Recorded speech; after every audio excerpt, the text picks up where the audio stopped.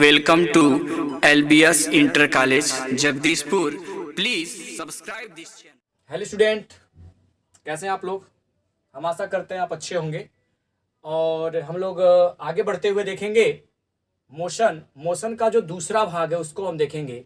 पहले भाग में मैंने आपको बताया था गति क्या होता है ना, मैंने आपको गति बताया था। उसके बाद मैंने बताया था भौतिक राशियां क्या होती हैं और भौतिक राशियों के प्रकार बताए थे और मैंने उसको पूरी तरह से क्या किया था, डिफाइन करके समझाया था।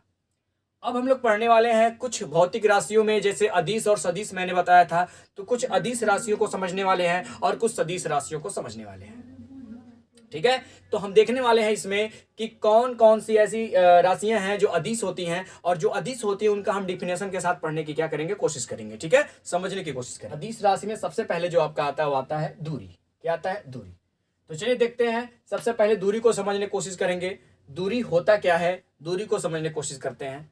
अगर मान लीजिए कोई वस्तु है, अगर कोई वस्तु है और एक बिंदु से चलना स्टार्ट किया और वह दूसरे बिंदु पे पहुंच गया, एक बिंदु से चलना स्टार्ट करता है और कहां पहुंच जाता है, किसी दूसरे बिंदु पर, तो जितना वो पथ तय किया है, जो पथ की लंबाई होगी, अगर हम किसी स्केल के द्वारा उस पथ को मापे तो जो लंबाई मिलेगी, पथ की जो लंबाई होगी, उस लंबाई को ही दूरी कहा जाता है। क्या कहा जाता है? दूरी। एक बिंदु से, है ना, एक बिंदु से जब दूसरे बिंदु पर वो कोई वस्तु जाता है तो कितना पथ है, पथ की लंबाई कितनी है, उस लंबाई को ही दूरी कहते हैं। मतलब दो बिंदुओं के मध्य तय किया गया जो पथ की लंबाई है, उस लंबाई को ही उस वस्तु का क्या कहते हैं, दूरी कहते हैं। जैसे यहाँ पे बताया गया है, दो बिंदुओं के मध्य तय की गई कुल पथ की लंबाई को दूरी कहते हैं। दूरी एक अदिश राशि होती है और आपको पता होगा कि दूरी हमेशा मीटर में मापा जाता है। दूरी का जो SI मात्रक होता है वह मीटर होता है। वैसे तो इसका मात्रक सेंटीमीटर भी होता है, मिलीमीटर भी होता है, लेकिन SI मात्रक जो इसका होता है, MKS मात्रक जो होता है, वह होता है मीटर। किसमें मापा जाता है? मीटर में मापा जाता है। चलिए समझते हैं। जैसे A से B तक कोई वस्तु चली है, मान लीजिए यहाँ A बिंदु है, यहाँ B है, दो बिंदुओं के मध्य में ये आपको दिख रहा होगा, ये वक्र की तरह एक रास्ता बनाया गया है, ये जो पथ बनाया गया, इसकी लंबाई आप माप दीजिए। ये लंबाई ही क्या कहलाएगा, उस वस्तु की क्या कहलाएगी, दूरी कहलाएगी। यहाँ भी आप देख लीजिए, A से B तक कोई वस्तु चला है तो ये जो लंबाई आपको नजर आ रही है, जो पथ की लंबाई है, जो रास्ता नजर आ रहा है, इस रास्ते की लंबाई को ही हम क्या कहते हैं, दूरी कहते हैं। समझ में आ रहा है? तो A से B के बीच दूरी बहुत तरीके से निकाला जा सकता है। किसी भी रास्ते से चलते चलते आप B पे पहुंच जाइए, किसी भी रास्ते से चलते चलते आप B पे पहुंच जाइए, उसी को क्या कहेंगे हम, पथ की जो लंबाई होगी उसी को क्या कहेंगे, दूरी कह देते हैं। इसके बाद आपका आता है विस्थापन। क्या आता है? विस्थापन। दूरी और विस्थापन में थोड़ा सा अंतर होता है। दूरी एक अदिश राशि होती है और विस्थापन सदिश राशि होता है। दोनों के मात्रक सेम होते हैं, दोनों को मीटर में ही मापा जाता है, लेकिन ये अदिश होती है और ये सदिश होती है। चलिए समझते हैं होता क्या है। देखिए, दो बिंदुओं के मध्य, ध्यान दीजिएगा, दो बिंदुओं के मध्य अगर आप लंबाई देख रहे हैं और वो भी न्यूनतम लंबाई देख रहे हैं, दो बिंदु के बीच अगर आप क्या देख रहे हैं, न्यूनतम लंबाई कितनी है देख रहे हैं, तो एक्चुअल में आप क्या देख रहे हैं, विस्थापन देख रहे हैं। क्या दिख रहा है? विस्थापन। तो अगर दो बिंदुओं के मध्य हम न्यूनतम लंबाई देखें कि न्यूनतम लंबाई कितनी है, पथ की न्यूनतम लंबाई कितनी है दो बिंदुओं के मध्य, तो हम कहेंगे कि वही क्या है, विस्थापन है। लंबाई को ही क्या कह देंगे, विस्थापन। मतलब दो बिंदुओं के मध्य न्यूनतम लंबाई को हम क्या कहते हैं, विस्थापन कहते हैं। न्यूनतम लंबाई, जब न्यूनतम वर्ड आ जाए, इसमें और इसमें थोड़ा सा अंतर है। यहाँ पे न्यूनतम वर्ड यूज नहीं हुआ है और यहाँ पे जब आप क्या करेंगे तो क्या वर्ड यूज कर देंगे, न्यूनतम। देखिए यहाँ बोला गया न्यूनतम पथ की लंबाई। क्या बोला गया? न्यूनतम पथ की लंबाई बोला गया है। और यहाँ पे क्या बोला गया है, कुल पथ की लंबाई बोला गया है। ठीक है, तो यही अंतर होता है। और साथ ही साथ अगर मैं बात करूं दूरी की, तो दूरी के लिए अगर हम बात करें तो मैंने आपसे कह दिया जरा 10 मीटर चलिए। मैंने क्या कहा, 10 मीटर चलिए। तो 10 मीटर चलने के लिए मैंने कह दिया, तो 10 मीटर चलने के ऑप्शन आपके पास बहुत सारे हैं। आप पूर्व दिशा में भी चल सकते हो, पश्चिम दिशा में भी, उत्तर में और दक्षिण में भी। तो वो हो गया दूरी। अगर मैंने डायरेक्ट बोला कि 10 मीटर चलो, 10 मीटर चलो, तो वह, और मैं वहां पे बताया नहीं कि किधर चलना है, तो समझ लीजिए मैंने क्या चलने के लिए बोला आपको, दूरी चलने के लिए बोला। क्या चलने के लिए? दूरी। लेकिन अगर मैं वही कह दूं कि 10 मीटर पूर्व दिशा में चलो, मैंने क्या बोल दिया, 10 मीटर पूर्व दिशा में चलो, तो अर्थ बदल जाएगा, मतलब वो विस्थापन हो जाएगा, क्योंकि वहां पे दिशा भी निश्चित है कि तुमको इसी डायरेक्शन में जाना है। ठीक है, तो ये क्या कहलाता है आपका, विस्थापन। तो देखिए, दो बिंदुओं के मध्य तय की गई न्यूनतम पथ की लंबाई को विस्थापन कहते हैं। यह एक क्या होती है? सदिश राशि होती है। ये भी एक क्या है? सदिश, और ये क्या था? अदिश। चलिए फिगर से समझते हैं, है ना। जरा इसको ध्यान से देखिएगा, मैं अच्छा एग्जांपल लिया हूं। मान लीजिए आपका घर है, ए बिंदु है एक, जिसको मैंने आपका घर माना, और एक बिंदु है जिसको मैंने आपका विद्यालय माना, जहां पे आप पढ़ने जाते हैं। ठीक है, यहां पे आपके घर से विद्यालय जाने के बहुत सारे रास्ते हैं। आपके घर से विद्यालय जाने के बहुत सारे रास्ते होंगे, है ना। तो मान लीजिए एक रास्ता ये है, जब ऐसे चला जाता है तो कितना किलोमीटर चलना पड़ता है? 5 किलोमीटर। कितना? मान लीजिए 5 किलोमीटर। एक ऐसे है, बहुत सारी गलियां हैं, बहुत सारी दुकानें, उनसे होते हुए आप आएंगे, बी पर पहुंचेंगे, मतलब विद्यालय पहुंच रहे हैं, तो 20 किलोमीटर चलना पड़ता है। कितना चलना पड़ता है? 20 किलोमीटर। समझ में आ रहा है कि नहीं आ रहा है? मतलब आप उड़ के नहीं जा रहे हैं ना, ए से बी पे जा रहे, तो उड़ के नहीं जा रहे हैं। मतलब आप कैसे चल रहे हैं? चल रहे हैं तो आगे कहीं जाम लग गया है, फिर कहीं आप गए तो कोई दुकान था, वहां रुक गए, फिर आगे गए तो कोई और रास्ता था, वहां से फिर मुड़े, फिर मुड़ के किसी और रास्ते पे गए, फिर मुड़ के किसी और रास्ते पे गए। ऐसे चलते हुए आप कहां पहुंचे? विद्यालय पे पहुंचे। तो आपकी दूरी बढ़ गई, वो हो गई कितनी? 20 किलोमीटर। आपको पथ की लंबाई कितना तय करना पड़ा? 20 किलोमीटर पथ की लंबाई तय करना पड़ा। और ऐसे चले थे तो 5 किलोमीटर चलना पड़ा। और एक मैंने डायरेक्ट वाला रास्ता देखा था, एक आप डायरेक्ट रास्ता देखे हुए हैं, जिसको आप बहुत आसानी से अपने घर से स्कूल पे पहुंच सकते हैं, और बहुत कम पथ की लंबाई तय करनी पड़ेगी। लंबाई बहुत कम तय करना पड़ेगा, रास्ता बहुत कम तय करना पड़ेगा, और आराम से क्या कर सकते हैं? जा सकते हैं। वह रास्ता यह है कि ए से डायरेक्ट कहां से जाइए? बी। ए से सीधे कहां जाइए? बी। एक रास्ता है आपके घर से, और वो सीधा रास्ता स्कूल पे जाता है। सीधा रास्ता कहां जाता है? स्कूल पे जाता है। और भी रास्ते थे जो घूम घूम के जाने थे, तो घूम घूम के आप जाते हैं तो 5 किलोमीटर 20 किलोमीटर लगता है। और अगर सीधा जाते हैं तो आपको कितना लगता है? मान लीजिए 2 किलोमीटर। और मान लीजिए आपका जो स्कूल है आपके घर से पूर्व दिशा में है, और पूर्व दिशा में आप कितना चलते हैं? 2 किलोमीटर। तो हमारा यहाँ पे कंफर्म है कि अगर मैं अपने घर से पूर्व दिशा में अगर चलूं और 2 किलोमीटर चलूं तो मैं स्कूल पहुंच जा रहा हूं। तो यहाँ पे जो डायरेक्शन हो क्या है? निश्चित है। यहाँ पे आपका डायरेक्शन भी दे दिया गया पूर्व दिशा में, तो यहाँ पे 2 किलोमीटर आ रहा है।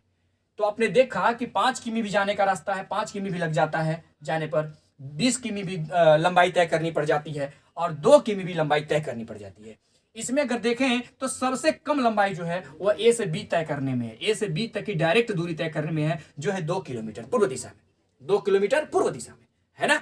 तो 2 किलोमीटर जो है यही कहलाता है विस्थापन। क्या कहलाता है? विस्थापन।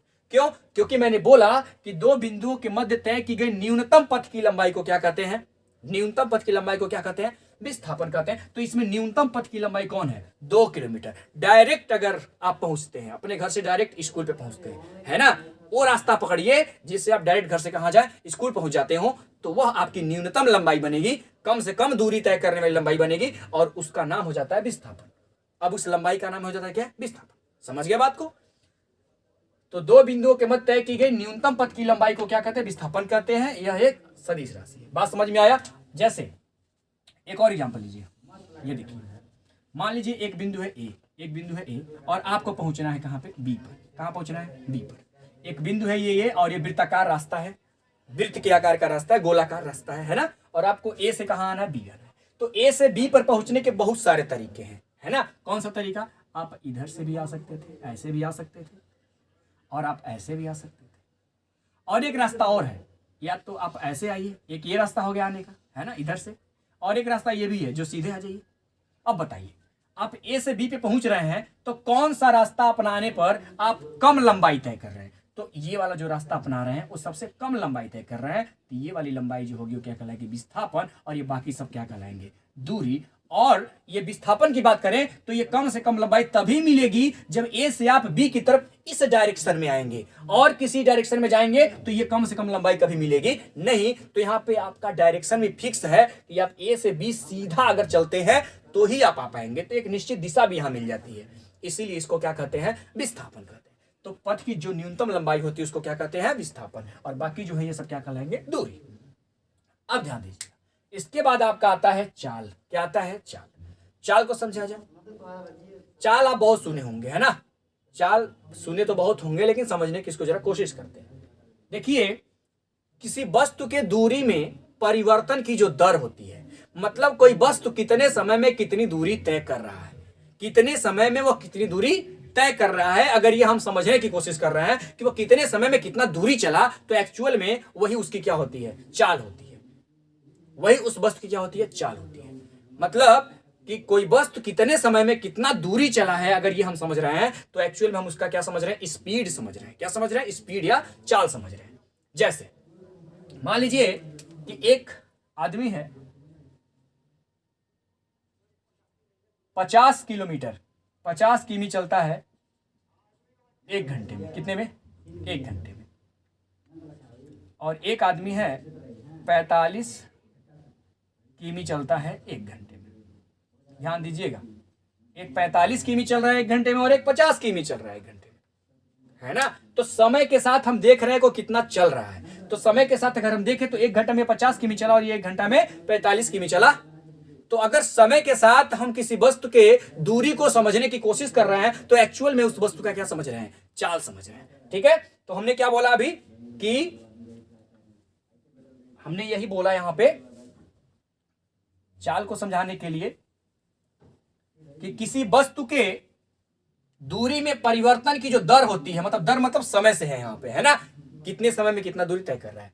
किसी वस्तु के दूरी में परिवर्तन की दर को वस्तु की क्या कहते हैं, चाल कहते हैं। या आप इसको दूसरे तरह से भी डिफाइन कर सकते हैं, एकांक समय में तय की गई दूरी को वस्तु की चाल कहते हैं। एकांक समय में तय की गई वस्तु की दूरी को क्या कहते हैं, चाल कहते हैं। इसका फार्मूला होता है चाल बराबर दूरी बटे समय, और इसका मात्रक होता है मीटर पर सेकेंड। दूरी का मीटर होता है और समय का सेकेंड, तो हो गया मीटर पर सेकेंड। ये चाल का क्या हो गया, मात्रक हो गया।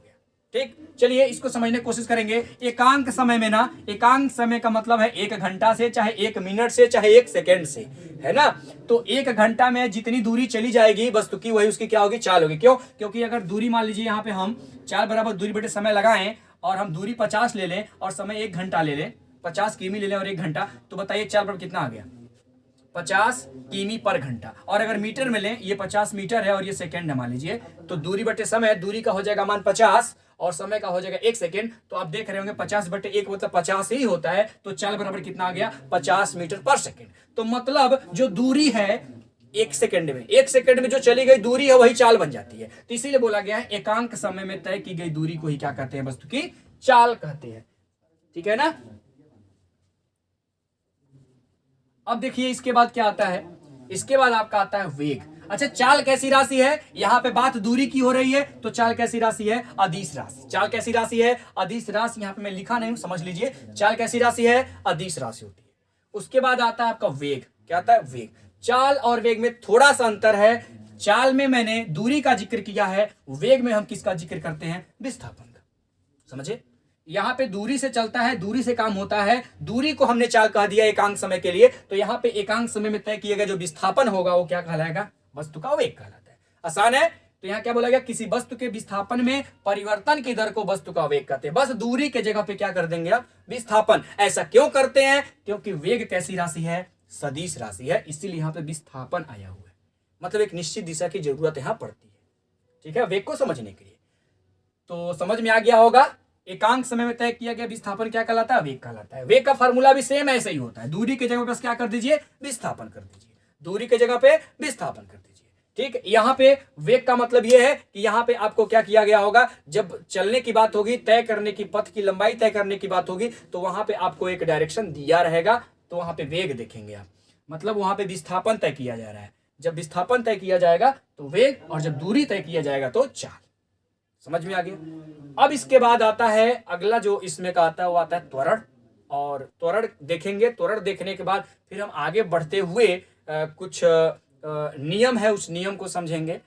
और जो लोग भी चैनल को सब्सक्राइब नहीं किए हैं, जरा चैनल को सब्सक्राइब कर दें और कमेंट करते रहें। अगर कोई दिक्कत होती है तो आप पूछते रहिए, कमेंट करके पूछते रहिए, प्रॉब्लम हो तो, है ना। और जो लोग भी भाग 1 नहीं देख पाए हैं, भाग 1 जरूर देख लें, जिससे भाग 2 आसानी से समझ में आए। और फिर हम अगली सुबह देखते हैं। अगली सुबह हम देखेंगे त्वरण, और कुछ रूल्स हैं, कुछ नियम हैं, उनको समझने की कोशिश करेंगे। तब तक के लिए धन्यवाद।